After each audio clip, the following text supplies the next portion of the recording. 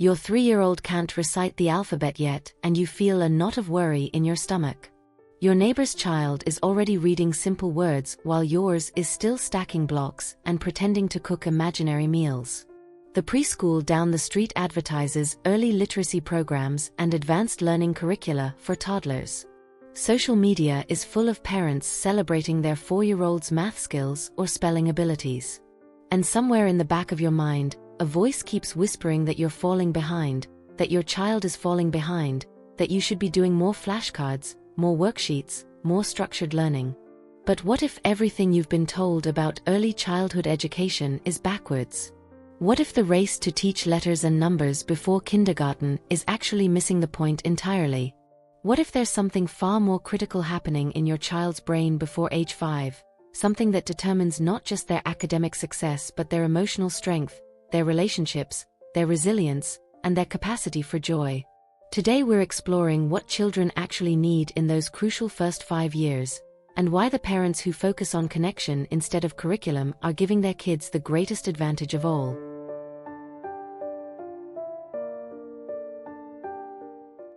We live in a culture obsessed with early achievement. Parents feel intense pressure to accelerate their children's development, to give them a head start, to ensure they're not left behind. Flashcards at age 2. Educational apps at 3. Reading programs before they've even started school. The implicit message is clear. If your child can identify letters and count to 20 before kindergarten, they're winning. If they can't, you're failing as a parent. But neuroscience tells a completely different story. Dr. Arnold Gesell, a pioneer in child development research, discovered something that contradicts our cultural obsession with early academics. Children who learn to read early don't end up any smarter or more successful than children who learn to read later. Early academic acceleration doesn't predict long-term achievement. But children who develop strong emotional foundations and secure attachments in those first 5 years, they show higher intelligence later. They cope better with challenges and failure. They have stronger focus and motivation. They build better relationships. The foundation of a healthy, capable, successful child isn't phonics or arithmetic. It's emotional security. Before your child needs to know that B comes after A, they need to know something far more fundamental. They need to know that they are safe, that they are seen, that they are loved unconditionally, that their feelings matter, that the world is a place where they can explore without fear of abandonment or rejection. This isn't soft parenting or helicopter parenting or being permissive. This is brain science. Harvard University's Center on the Developing Child has published extensive research showing that early emotional experiences literally shape the architecture of a child's developing brain. The neural connections forming in those first 5 years create the foundation for everything that comes later. And the brain has priorities. Survival comes before learning. Safety comes before curiosity.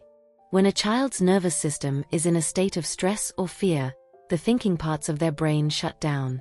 The prefrontal cortex, responsible for reasoning and learning, goes offline. The amygdala, the fear center, takes control. A child who doesn't feel emotionally safe cannot learn effectively, no matter how many flashcards you show them. Psychologist John Bowlby spent his career studying attachment, the emotional bond between children and their caregivers. He discovered that this bond isn't just about affection. It's about survival. Children are biologically wired to seek connection with caregivers because throughout human history, connection meant protection. A child who feels securely attached to a caregiver develops what Bowlby called a secure base. From this base of safety, they can venture out to explore the world, knowing they can always return to safety if needed. Children with secure attachments become more confident explorers, more willing to try new things, more resilient when they face setbacks. Children without secure attachments spend their energy monitoring threats and seeking reassurance. They can't fully engage with learning because part of their brain is always worried about whether they're safe and loved. Mary Ainsworth, who worked with Bowlby, identified different attachment styles in young children.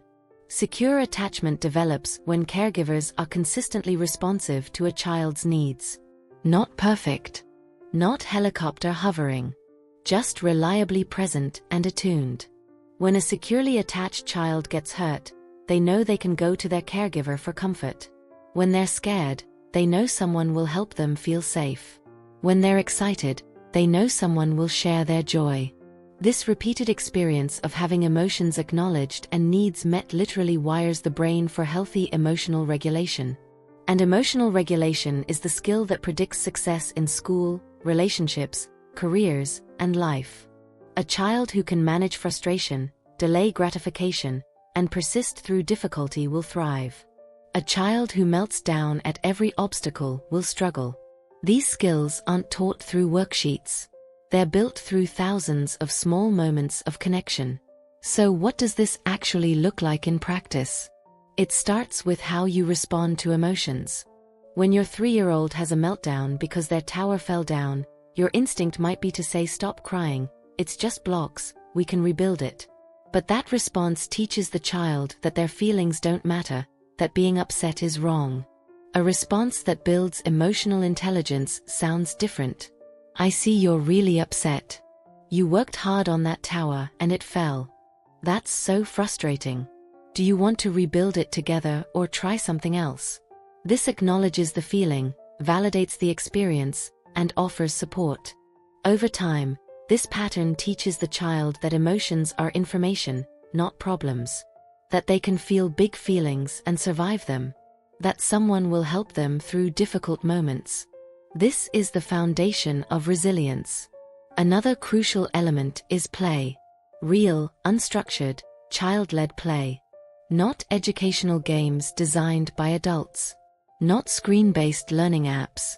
Just open-ended play where children follow their own curiosity. Building with blocks. Playing pretend. Digging in dirt. Splashing in water. Drawing without a goal. Running and climbing. Psychologist Lev Vygotsky studied how children learn and discovered that play is the primary vehicle for cognitive development in early childhood. When a child builds a block tower, they're learning about balance, gravity, spatial relationships, cause and effect, and persistence. When they play house, they're practicing social roles, language, problem-solving, and emotional regulation. These aren't frivolous activities.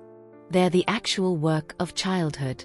Dr. David Whitebread from Cambridge University has shown that play teaches executive function skills, the mental abilities that help us plan, focus, remember instructions, and manage multiple tasks. Executive function predicts school success better than IQ or early reading ability. Yet many parents feel guilty letting their children just play. They worry that time spent on unstructured play is time wasted, that their child is falling behind while other kids are in structured learning programs. But the research is clear. Children who spend their early years in play-based environments develop stronger cognitive skills, better self-regulation, and more creativity than children in academically focused programs. The play is doing something that worksheets can't. It's building the neural architecture for complex thinking. There's also the matter of how we speak to children about their abilities. Psychologist Carol Dweck has spent decades researching mindset and discovered something powerful about praise. When we tell children "you're so smart," we're actually harming them. This kind of praise creates what Dweck calls a fixed mindset, the belief that intelligence is innate and unchangeable. Children with fixed mindsets avoid challenges because failure would mean they're not smart after all. They give up easily because struggle suggests they lack ability. But when we say "you worked really hard on that, you didn't give up, look how you figured it out," we build a growth mindset. The belief that abilities develop through effort. Children with growth mindsets embrace challenges, persist through difficulty, and see failure as information rather than identity. Perhaps most importantly, young children need presence. Not perfection. Not constant entertainment. Not enrichment activities filling every hour. Just parents who are genuinely there. A 2023 study on parenting approaches across multiple countries found that children raised with what researchers call slow parenting, characterized by unhurried time together, responsiveness to emotional needs, and space for boredom and exploration, develop higher self-esteem, better mental health, and stronger problem-solving abilities than children whose schedules are packed with activities and achievement pressure. Your child doesn't need a better curriculum. They need you sitting on the floor with them, noticing what interests them, talking through everyday moments, narrating the world. Mommy is pouring milk into the blue cup. You're putting on your shoes all by yourself. This natural conversation builds vocabulary more effectively than flashcards because it's connected to real experience and emotion. The pressure to accelerate childhood is everywhere, but you can choose differently. You can trust that building emotional foundations now creates the stability children need to learn everything else later. You can prioritize connection over achievement. You can let your child be 4 years old instead of preparing them to be 7.